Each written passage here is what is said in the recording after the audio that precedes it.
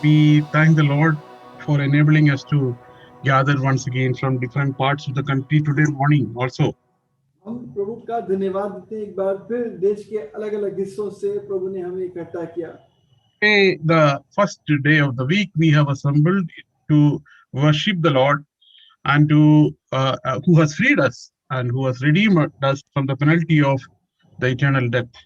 आज हम सप्ताह के पहले दिन हम उसको याद करने के लिए इकट्ठे हुए जिसने हमें मौत के सजा से हमें छुड़ा दिया।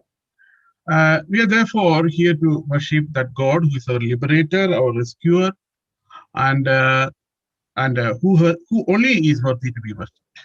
हम उसकी आराधना करने आए उस परमेश्वर की जो हमारा छुटकारा देने वाला और वही आराधना के योग्य है।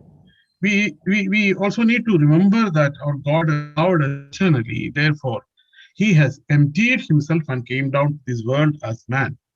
और प्रभु ये भी याद रखना है कि उस प्रभु ने हमसे प्यार किया, उसने अपने आप को खाली किया और इंसान के रूप में पृथ्वी पर आ गया।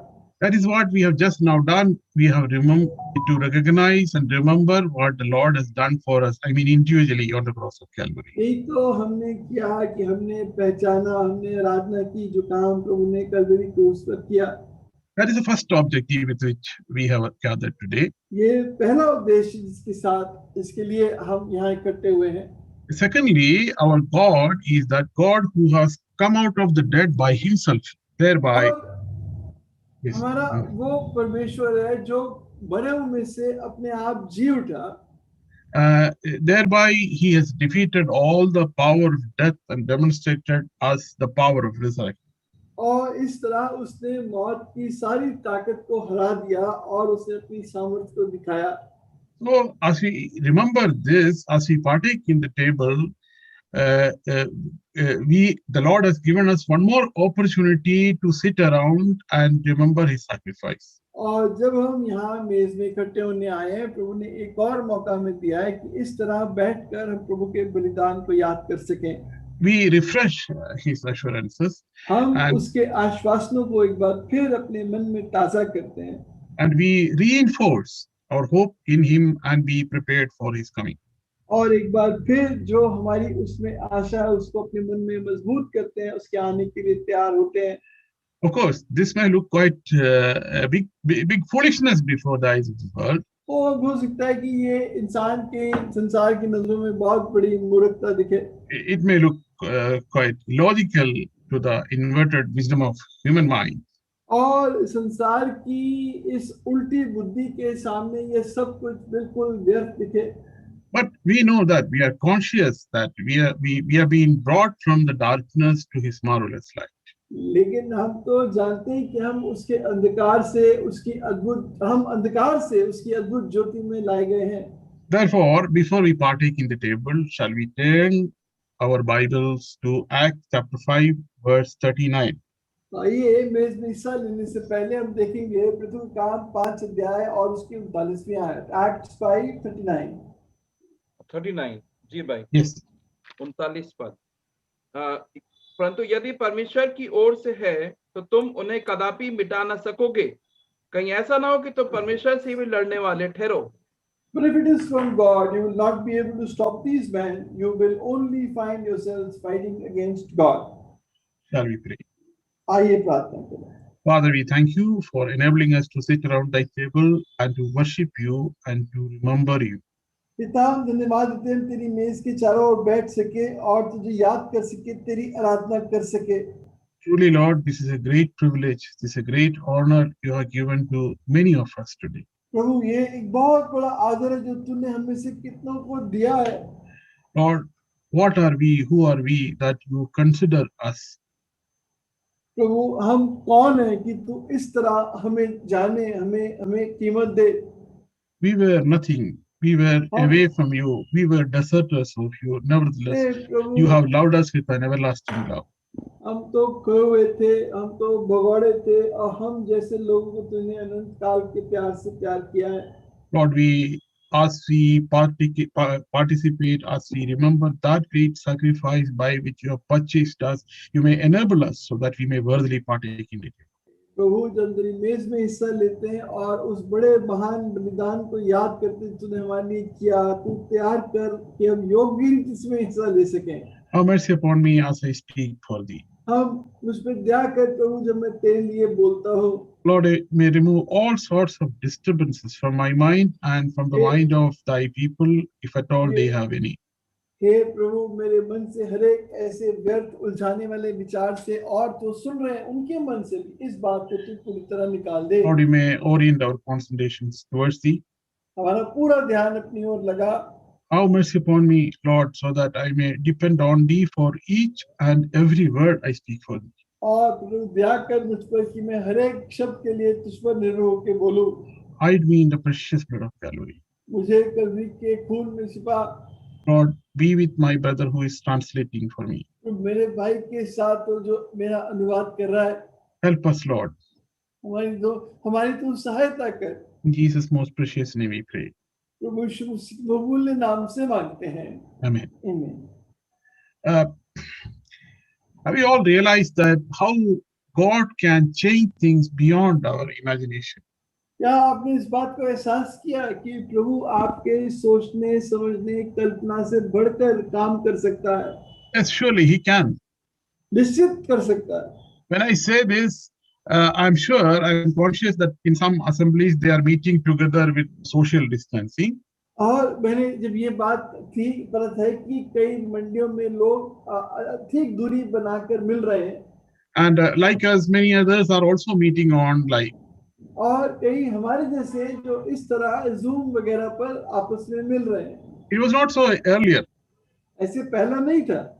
We never imagined such a gathering like. इस तरह हम संगति कर रहे होंगे, हमने इस बात की कभी कल्पना भी नहीं की। We are conscious that many of our gathering places are locked now from outside. हमें एहसास है इस बात का कि कई जगह पर जो हमारे भवन है वो उन पे ताले लगे हैं। But the Lord has opened avenues and opportunities amidst the prevailing pandemic so that we may worship together. लेकिन इस आने वाले विपरीत हालत के लिए प्रभु ने हमें तैयार किया है।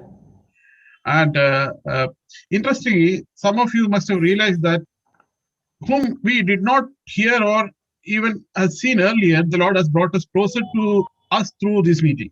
और इन सभाओं के द्वारा जिनसे हमने पहले मुलाकात नहीं की थी या बहुत समय से मुलाकात किसी से नहीं की थी, प्रभु ने इन सभाओं में हमें एक दूसरे के नजदीक ले आया। And that too almost every day. और वो भी हर एक दिन। But whose work is this? पर ये काम किसका काम है? Have you got any doubt about this? क्या आपके मन में कोई शक है? Of course, we are few in number. एक बात निश्चित है कि हम बहुत ही गिनती में बहुत थोड़े हैं। We may not be a large congregation. हम कोई बड़ा झुंड नहीं है। But nevertheless, mind you, in the end, it is not a size, but a meaning and a purpose that matters. लेकिन आप इस बात को तो जानो कि कितना बड़ा है उससे नहीं, पर कितना सामर्थ्य कितना सही है उस बात से फर्क पड़ता है। उद्देश्य क्या? उद्देश्य उसका उद्देश्य क्या है उससे फर्क पड़ता है। But many of you must have equally realized the fact that Satan has tried and is trying to discourage and distract us through his agents in so many ways and in so many ways. आपने जरूर इस बात को एहसास भी किया होगा कि शैतान पूरी कोशिश कर रहा है किसी ना किसी हथियार किसी तरीके से इन सभाओं को अंदर बहुत उलझने पैदा कर दे। That is within the assembly and outside the assembly also. मंडी के अंदर, मंडी के बाहर। But I mind you, they cannot compete and challenge God's work. लेकिन मैं आपको बताऊं, वो प्रभु के काम और प्रभु के वचन के सामने खड़े नहीं रह सकते। They will always fail. हमेशा फेल हो जाएंगे। See, similarly, you must have seen that today there are many pseudo-Christian groups, and they loudly announce about their biblical faith. और इस समय आप जानते हो कि बहुत सारे ऐसे बनावटी विश्वासी जुड़ हैं जो अलग-अलग तरह की बातों से करते हैं। But unfortunately, most of them, they have nothing to do with the divinity of the Lord Jesus Christ. ये जो झूठे संगतियां हैं, इनका मसीह की प्रभुता से कोई लेना देना नहीं है। They believe that Jesus is not God. वो इस बात को मानते हैं कि यीशु प्रभु नहीं है। For example, Christian Science, Jehovah's Witness, Unification Church, etc. जैसे अलग अलग यहोवा विटनेस और अलग अलग तरह के ऐसे झुंड हैं जहां पर ये होता है. Such groups they claim to be Christians, but as John, कहते they, तो हैं कि हम विश्वासी हैं, but in John the apostle he writes, true believer is a person who has the right belief. Means the liar is the man who denies that Jesus is Christ, the Christ. अब वो झूठा है जो इस बात को इनकार करता है कि यीशु ही प्रभु है. Let us come to the verse we have read just now. अब इस आयत को देखें जो हम इसको पढ़ा था. Here these Jewish leaders are trying to figure out, I am giving a background of this. और मैं इसका अगर पीछे का हिस्सा बताऊं तो the Jewish leaders, they are trying to figure out what to do with Peter and John.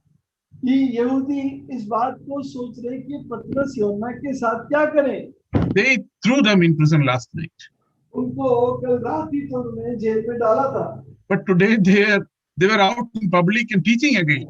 लेकिन आज तो वो फिर से सब लोगों के सामने हैं और खुला प्रचार कर रहे हैं. You can read this chapter in leisure at home, chapter 5. आप इसी 5 अध्याय को आराम से घर में पढ़ सकते हैं. The guards of the jail, they do not know how they got out.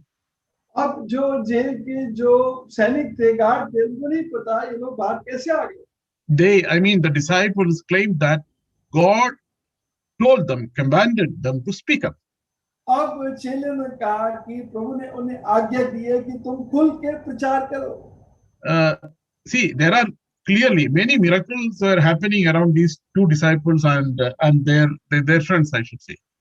Other disciples and other disciples. अच्छा, और निश्चित ही इन दोनों प्रभु के दासों के चारों ओर और दूसरे प्रभु के चेलों के चारों ओर भी कई चमत्कार हो रहे थे.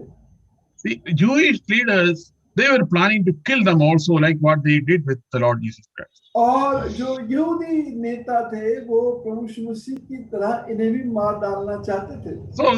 So they brought them to the Jewish council. इसीलिए वो यहूदी जो उनकी काउंसिल थी उसके सामने उन्हें लेकर आए. So let me give you a very brief background about knowledge about the Jewish council. अब ये जो यहूदी काउंसिल है इसके बारे में अगर मैं आपको थोड़ा बता दूं. The Sanhedrin, the Jewish ruling council, was composed of members from two main religious or political groups in the first century. ये जो यहूदी सभा थी काउंसिल थी सनेद्रिन, इसमें दो बिल्कुल विपरीतार्थक लोग एक साथ काम करते थे. Yeah. Hello. क्या brother? They were known as Sadducees, and they were called as Sadducees and Pharisees. एक तरफ सदूकी थे और दूसरी तरफ फरीसी थे. At that point of time, the Sanhedrin was controlled by a Sadducean majority. उस समय सदूकियों की Majority. प्रधानता थी. So you know that Sadducees, they denied the resurrection of the dead. अब सदूकी प्रभु यीशु मसीह के पुनरुत्थान का इनकार करते थे. पुनरुत्थान का इनकार करते थे. Yeah. So, but ironically, the disciples of the Lord Jesus Christ were preaching about the resurrection of the Lord Jesus Christ. लेकिन चेले तो प्रभु यीशु मसीह के जी उठने का प्रचार कर रहे थे. Now you can imagine the compulsion they have got to silence the mouth of the disciples of the Lord Jesus Christ. उनके ऊपर कितना दबाव रहा होगा कि किसी तरह वो प्रभु के चेलों के मुंह को बंद कर दें. So the Sanhedrin, they were deciding how to punish these apostles after they had repeatedly shared the word of God through the public teaching. तो सनेद्रिन जो उनकी काउंसिल थी उसमें लगातार बात चल रही थी कि लोग कैसे नाश करें जो लोगों को ये सब बातें बता रहे हैं. So therefore the council, they issued an arrest warrant for the apostles and was ready to have them killed, executed. इसीलिए काउंसिल ने इन चेलों के लिए अरेस्ट के उनको पकड़ने के लिए वारंट निकाला और उनको पकड़ना चाहते थे. And they were charged with being as false prophets. और उन पर ये दोष लगाया गया कि वो झूठे नबी हैं. And the disciples, you know their status. Who were these people? आप जानते हैं चेलों के स्तर को कि ये कौन लोग थे? Very simple people. बहुत साधारण लोग थे. Very simple. बहुत साधारण. These men were the propagators of the gospel in its very primitive form. ये वो लोग थे जिन्होंने सबसे पहले सुसमाचार को सुनाना शुरू किया था. They didn't have any microphones, they didn't have any speakers, they didn't have any CDs, they didn't have any other electronic media. उनके पास कोई माइक्रोफोन नहीं, कोई सीडी नहीं, कोई ऐसी चीज नहीं जो आज हम सबके पास उपलब्ध है. But you must remember, the Lord said to them, upon this rock I will build my church, and the gate of the hell shall not prevail against it. प्रभु ने तो साफ कहा था कि इस चट्टान पर मैं अपनी कलीसिया बनाऊंगा और हवाएं तूफान भी उसे गिराने न पाएंगी. So who were they? They were consisted of saved sinners. तो ये चेले कौन थे? ये वो थे जो उद्धार पाए हुए, पापों से माफी पाए हुए लोग थे. And see, they received the word of God, and they were being added to the church every day.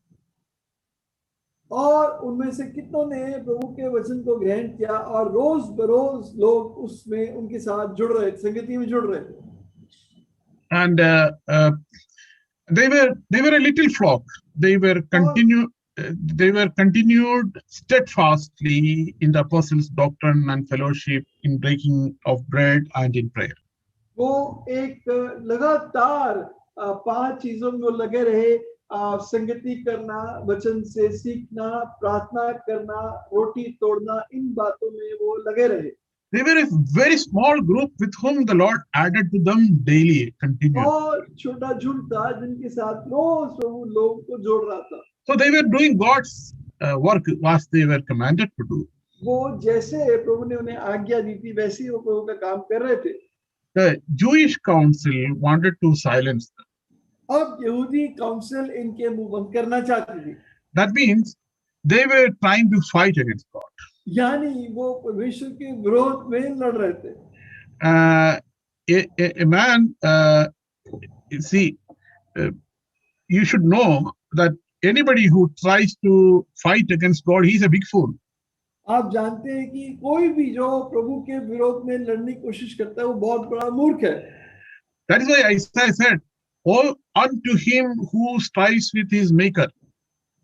और इसीलिए ईशाया कहता है, हाय उस पर जो अपने बनाने वाले के साथ वाद विवाद करता है. See, can we challenge God intellectually? क्या हम बुद्धि में रूप में अपने प्रभु को चुनौती दे सकते हैं? See, as you know, the foolishness of God is wiser than men. तो प्रभु की तो मूर्खता भी इंसान की बुद्धि से ज्यादा है. Let me clarify, I don't believe there is any foolishness with God, but to explain so simply to you, that is why it is said, foolishness of God is wiser than man. प्रभु के अंदर कोई ऐसी खामी नहीं है, लेकिन समझाने के लिए वो कह रहा है कि परमेश्वर की मूर्खता हमारी बुद्धिमानी से भी ज्यादा बड़ी है. We must remember that, see, in the case of Job and his friends were discussing all their opinions and ideas about God. अब आप देखो अय्यूब के बारे में कि brother, can you repeat the last part? Job and his friends, they were discussing about the opinions, their opinions, their knowledge about the idea about God. और उसके दोस्त वो आपस में मिलके प्रभु के बारे में अलग-अलग राय बता रहे थे. I mean to say, they were speaking as if they knew so much about God. वो इस तरह बात कर रहे थे, ऐसा लगता था कि वो प्रभु के बारे में बहुत कुछ जानते हैं. But you must realize, when God began to respond to their arguments and he started asking them questions, they could not. They were silent. लेकिन जब प्रभु ने उनसे, when God started asking them questions, when God started responding to them, they could not answer anything. जब प्रभु ने यूब और उसके दोस्तों सामने कई सारे सवाल रखे, वो कोई भी जवाब नहीं दे पाया. Exactly. See, poor man, so ignorant in that which he knows. He knows that he knows the best. अनजान और मूर्ख आदमी वो अपनी इतनी अज्ञानता में है कि वो सोचता है कि मैं बहुत कुछ जानता हूँ. You must have seen so many people. They are very able. They speak so confidently as if they know God. आप कई लोगों से मिले होंगे जो इतने हयात से बात करते हैं जैसे कि वो परमेश्वर को अच्छे से जानते हैं, They know nothing about God. वो परमेश्वर के बारे में कुछ भी नहीं जानते। We must realize one thing, that we exist only by the mercy and grace of God. आप मुझे और आपको हमेशा इस बात का ध्यान रखना चाहिए कि अगर हम जीवित भी हैं तो ये भी प्रभु की बहुत बड़ी दया है। God only can sustain you. सिर्फ प्रभु ही आपको संभाल सकता है। You must remember when Daniel was brought into Belshazzar, the Babylonian king. आपको ये बात सोचनी है कि जब दानियल बेलशस्सर जो बाबुल का राजा था उसके सामने लाया गया, So there was a writing on the wall. तो वहां दीवार पर एक बात लिखी थी। So Daniel told this king, दानियल ने राजा से कहा, "O king, you have praised the gods of gold and silver. कि तूने तो राजाओं के राजा की उपासना आराधना की है, But the God in whose hand your very breath is, you have not glorified at all." लेकिन जिस परमेश्वर के हाथ में तेरी एक एक सांस है उसकी तो तूने उपासना नहीं की। We seldom realize that God in whose hands our breath is, we depend on God for the next breath. हम सच में ईमानदारी से हम हर एक अगली सांस के लिए प्रभु पर ही तो निर्भर हैं। Although I'm not a medical professional, let me try to explain a very simple fact here to you. मैं जबकि कोई डॉक्टर मेडिकल डॉक्टर नहीं हूँ, फिर भी एक साधारण बात आपको बताता हूँ। Of course, I'm not qualified to explain before the doctors who are also hearing me now. मैं उन डॉक्टरों को जो अभी ये बात सुन रहे हैं उनके सामने कहने की पूरी मेरे को निपुणता तो नहीं है। Let me try to explain in a very simple way here. लेकिन बड़ी साधारण तरह से आपको बताता हूँ। See, we should know that in our body there are two types of muscles.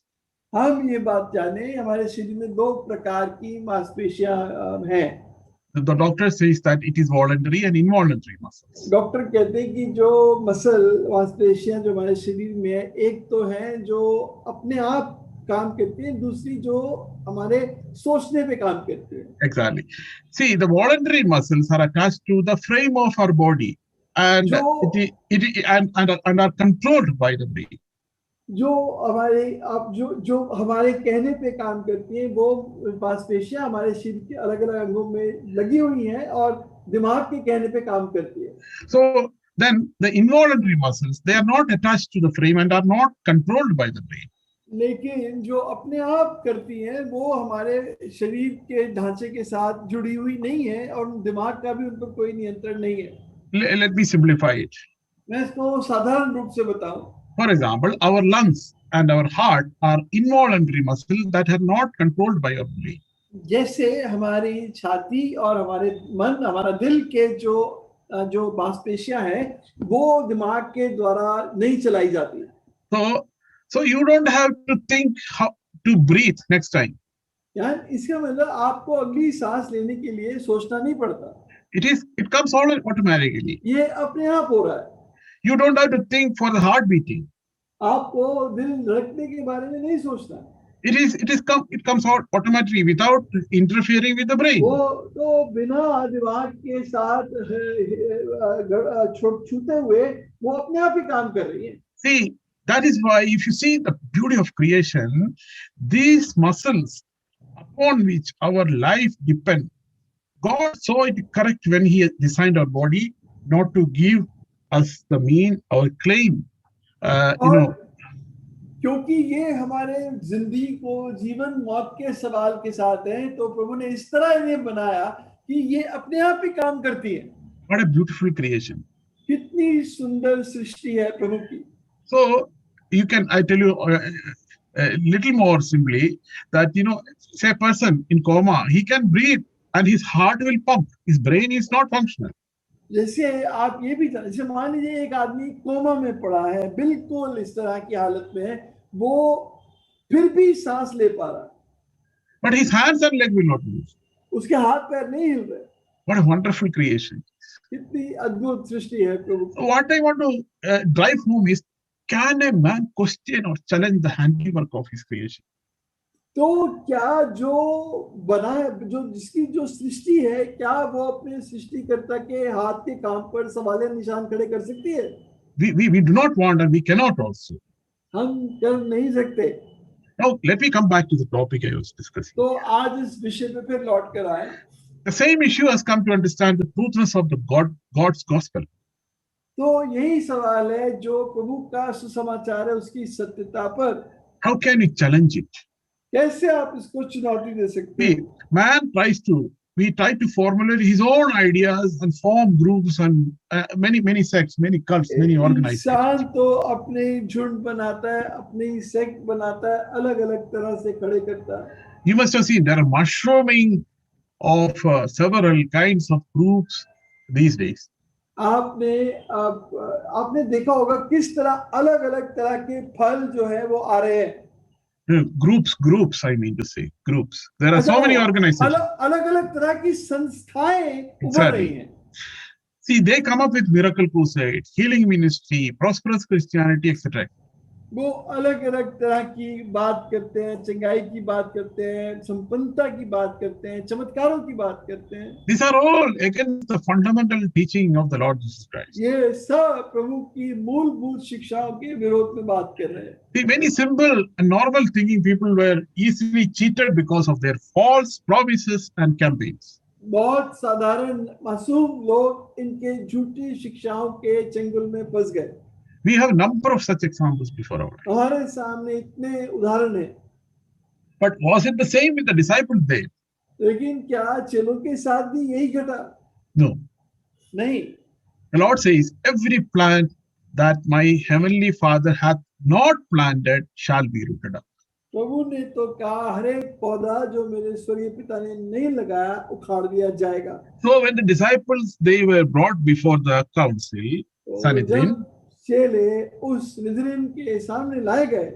then the high priest asked them, महायाजक ने उनसे पूछा, did we not strictly command you not to teach in his name? क्या हमने तुम्हें बिल्कुल कड़े रूप से नहीं कहा था कि तुम प्रचार नहीं करोगे? And look, you have filled Jerusalem with your doctrine. और तुमने तो यरूशलेम को अपनी शिक्षा से भर दिया। And you have intended to bring this man, Jesus' blood upon us. और तुम ये चाहते हो कि इस व्यक्ति यीशु का खून हमारे सिर पे आ जाए। You please underscore this word. He said, you have filled Jerusalem with your doctrine. आप इस बात को नोट करो, वो कहता है कि तुमने यरूशलेम में इस शिक्षा को फैला दिया है। The accusation of the high priest was a wonderful testimony. और वो महायाजक के सामने उन्होंने अद्भुत गवाही दी। The high priest himself, he was saying that Jerusalem is filled with the doctrine of the Lord Jesus Christ, message of the Lord Jesus Christ. Brother, can you speak in two parts a sentence? The high priest was telling that the message of the Lord Jesus Christ has been filled in Jerusalem by the work of disciples. महायाजक कह रहा था कि चेलों के काम के द्वारा यीशु की शिक्षा पूरे यरूशलेम में फैल गई है। Hello. That is a great testimony. और ये बहुत That is a great testimony. ये बहुत बड़ी गवाही है। Okay, that means that is the impact of the message they have preached. ये उस संदेश का प्रभाव है जो उन्होंने प्रचार किया। For example, as we were hearing in the last week about the identity of us known in your office, in your college, in your place, etc. जैसे पिछले हफ्ते हम वचन सुन रहे थे पहचान के बारे में, हमारी क्या पहचान है हमारे पड़ोस में, हमारे नौकरी में, हमारे स्कूल कॉलेज में। What about your identity? How do people know about you? अब किस तरह लोग आपके बारे में जानते हैं? The message of the apostles had filled Jerusalem. वे तो ये उन्होंने किया कि यरूशलेम को उस संदेश से भर दिया। But Gamaliel, that time he spoke up. लेकिन उस समय गमालियल ने खड़े होकर ये बात कही। Gamaliel has warned us, Sanhedrin, that if it is from God, you will not be able to do anything. Gamaliel ने पूरी संधिन को बताया कि अगर ये परमेश्वर की ओर से तो तुम लोग कुछ भी नहीं कर पाओगे। I tell you, Gamaliel, he was not speaking for God, he was speaking for himself. Gamaliel प्रभु की ओर से नहीं बोल रहा था, वो तो खुद अपने आप बोल रहा था। See, one can say there are so many movements, there are so many programs, there are so many organizations. You may consider it as successful in the sight of man. आप ये जानते हो कि कितनी तरह की संस्थाएं हैं, कितनी तरह के ग्रुप हैं That may look very successful in the sight of man, जो इंसान की नजर में बहुत सफल दिख सकते हैं, but they are against God's truth. लेकिन वो प्रभु की सच्चाई के विरोध में है। So you should not think that success is the ultimate measure of truth. आप ये मत सोचो कि सफलता सच्चाई का सबूत है। And so Gamaliel spoke like that. He was a very impartial person. Gamaliel बिल्कुल पक्षपात किए बगैर बोल रहा था। You can say he wanted that you just wait and see whether it is really from God or not. वो कह रहा था, अरे तुम देखो तो सही कि ये परमेश्वर की ओर से या नहीं। See, we must realize that it's a very big, very great comfort to know that, or assurance to know that nobody can stop the work of God which He plans to do through us. तो ये हमारे लिए बहुत बड़ा आश्वासन की बात है कि जो काम प्रभु हमारे द्वारा कर रहा है उस काम को कोई रोक नहीं सकता। See, God has a plan for my life. God has a plan in your life. मेरे जीवन के लिए प्रभु के पास एक योजना, आपके जीवन के लिए प्रभु के पास एक योजना है। And He wants to use you for a particular purpose for which He has planned. अब प्रभु आपको एक विशेष काम के लिए इस्तेमाल करना चाहता है जिसके लिए उसने आपको बोया है। But many times we are unaware of what the plan of God. बहुत बार हम प्रभु की योजना के बारे में अनभिज्ञ होते हैं, हमें पता नहीं होता। That is why in Romans we read that we may know the perfect will of God in our life. इसीलिए हम रोमियो में पढ़ते हैं कि हम प्रभु की सिद्ध इच्छा को जाने। As a believer, what is my goal? विश्वासी होने के नाते मेरा आखिरी लक्ष्य क्या है? Why God has called me? क्यों परमेश्वर ने मुझे पुकारा है, मुझे बुलाया है? What is the plan He wants to fulfill through my life? वो ऐसा क्या बात है वो जो योजना को मेरे जीवन से पूरी करना चाह रहा है? What is my testimony around? मेरी आसपास गवाही क्या है? Or how people recognize me? किस तरह लोग मुझे पहचानते हैं? This is an important question in our personal Christian life. ये हमारे व्यक्तिगत विश्वासी जीवन के लिए बहुत जरूरी सवाल है। See, as we sit around the table, जब मेज के चारों ओर बैठते हैं, what we do? We proclaim and remember the death, resurrection of the Lord. हम क्या करते हैं? हम प्रभु यीशु मसीह के मारे जाने, गाड़े जाने, जी उठने के सुसमाचार का प्रचार करते हैं। And we remember His divinity, His deity. हम प्रभु यीशु मसीह की प्रभुता को जानते हैं। We remember, we know His sinless life. और हम जानते हैं उसका निष्पाप जीवन था। He remember His atoning death. उसका जानो किस तरह उसकी मौत हमारे छुटकारे के लिए थी। Exactly. His resurrection, His sovereign power. उसकी जी उठने वाली सामर्थ। That is the Spirit of God wants to remind each one of us. वो तो पवित्र आत्मा खुद इन बातों को हमें याद दिलाना चाहता है। So when we partake in the table, we need to do it meaningfully and worthily. जब हम इसमें हिस्सा लेते हैं तो हमें उसको बड़े अर्थ के साथ, मतलब के साथ लेना चाहिए। The bread represents the body of the Christ. रोटी प्रभु यीशु मसीह की देह को दिखाती है। And the cup represents the blood shed upon the Calvary for our redemption. और जो कप है वो, brother, can you repeat the last sentence? The blood shed represents the blood. The cup represents the blood shed upon the cross of Calvary. और वो कटोरा दिखाता है उस लहू को जो कलवरी क्रूस पे बहाया गया। That is for our redemption. ये हमारे छुटकारे का है। And therefore, the word of God demands that we may worthily partake in it. और ये परमेश्वर का लहू इस बात को पुकारता है कि योग्य रीति से मेज में हिस्सा ले। We need to realize that. We need to be reassured that He will come one day. मुझे इस बात का आश्वासन हो कि एक दिन मेरा प्रभु लौट कर आएगा। But are we prepared? लेकिन क्या मैं उसके आगमन के लिए तैयार हूँ? Do we truly realize this truth? क्या हम वास्तव में इस सच्चाई को पहचानते हैं?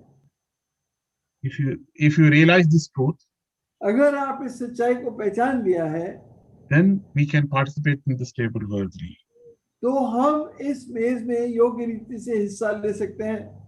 May the Lord bless us through these words. प्रभु इन वचनों के द्वारा हमें आशीष दे। Amen.